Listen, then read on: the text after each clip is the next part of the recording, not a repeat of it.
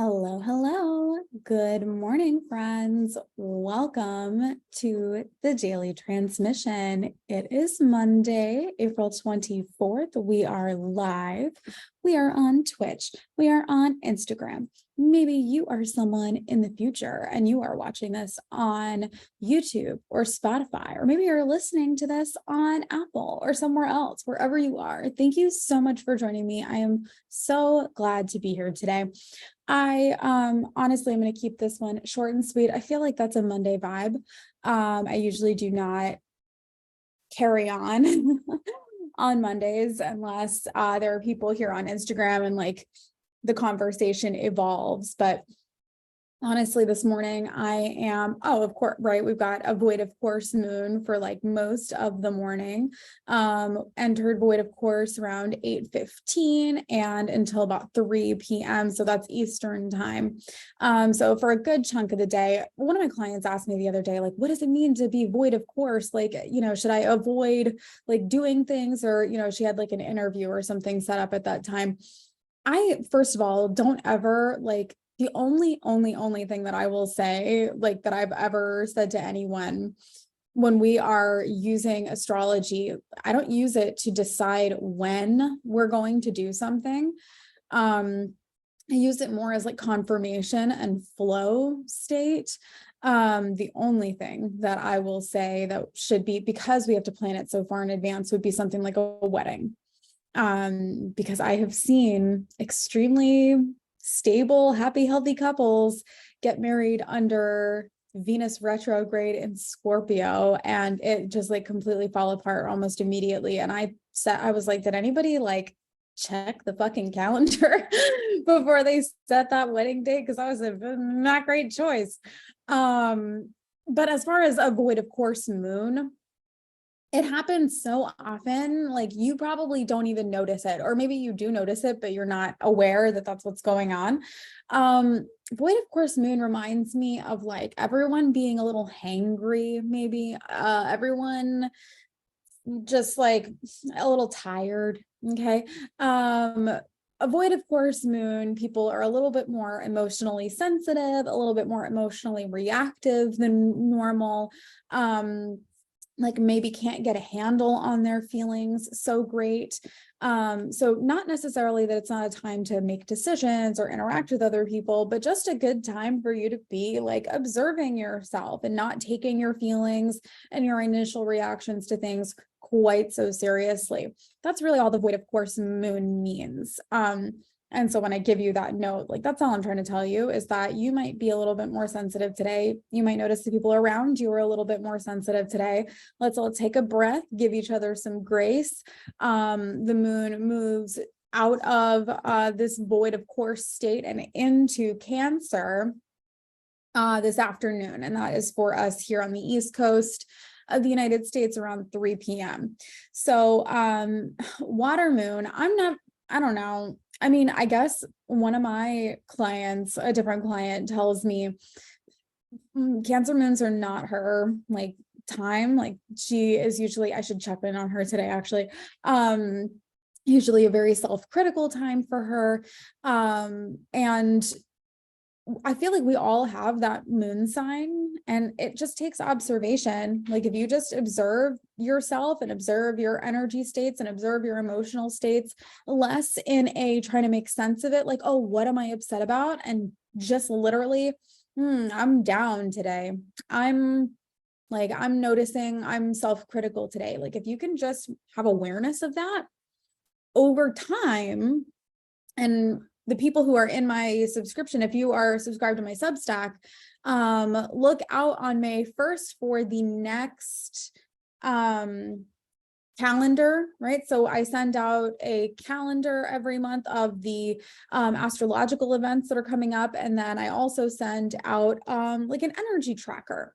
And this is a tool that you can use to observe yourself and observe your patterns over time. So like my client knows today is a Cancer moon day. Carolina, hello, wherever you are.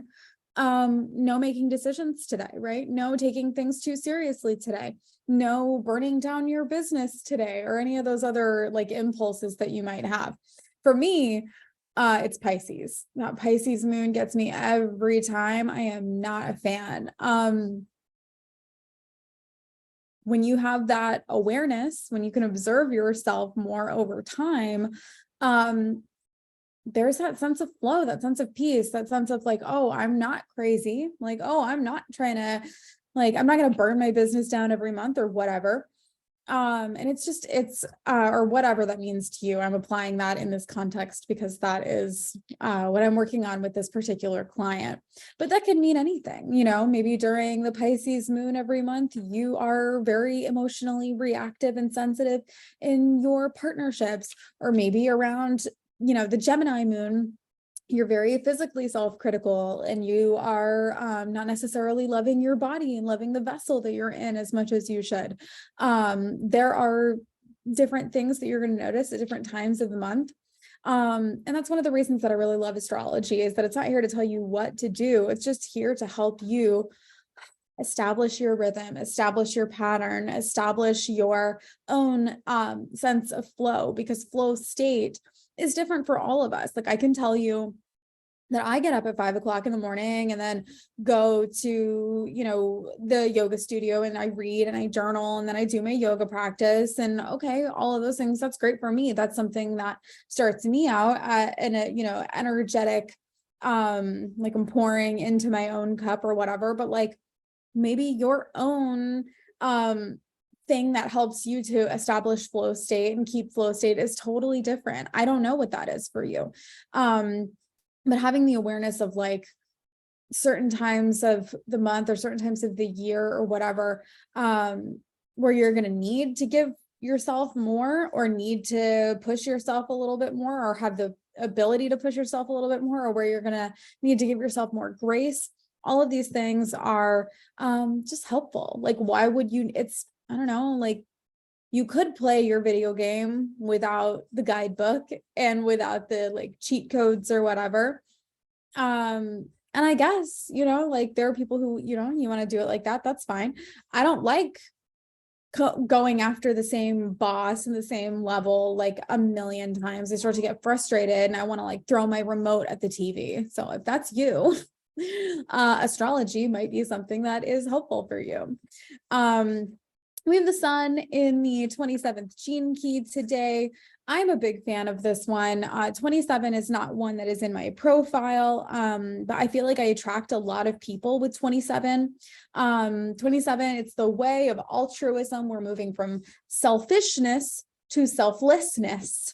It is the way of altruism. And this one is one that doesn't take really like that much complexity or like that much critical thinking to decode, right? We're moving from selfishness to selflessness. And so this is really like, how can you be more giving? What does it mean to be generous? What does generosity mean to you? What do you believe are the prerequisites to generosity? There are so many people who live with preconditions around, oh, I cannot do this until that. Oh, I cannot be generous, I cannot be giving until I am financially wealthy, until I am materially abundant, until I have X number of dollars in my savings account or whatever.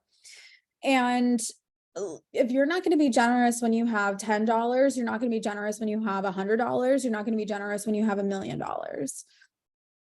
Altruism is an energy, it is a spirit, and it's not just financial generosity. And so if that's something that needs to be unpacked this week, I encourage you, what does generosity look like? What is the energy of generosity? What are your prerequisites or preconditions around what it means to be generous, or when you're allowed to be generous? And ask yourself, can I be generous now? In what ways can I be generous now? Okay. For example, I was just talking to my fiance about this.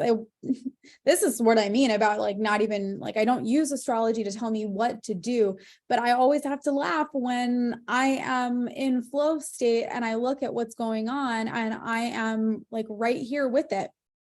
I was just going for a walk with my fiance yesterday and telling him I have been going through my closet. I've got a lot of clothes that I need to like give away or do something with. And some of them are like really nice still because I'm 4'10". And I also lost a lot of weight over the last like year or so. And so I have a lot of clothes that are either like too long or just a little too big for me or whatever, but I've worn them maybe once or twice. They're in like perfect condition. And so I was telling him, I think I'd really like to take these to like my YTT group this upcoming weekend, because a lot of it is like yoga pants and things like that.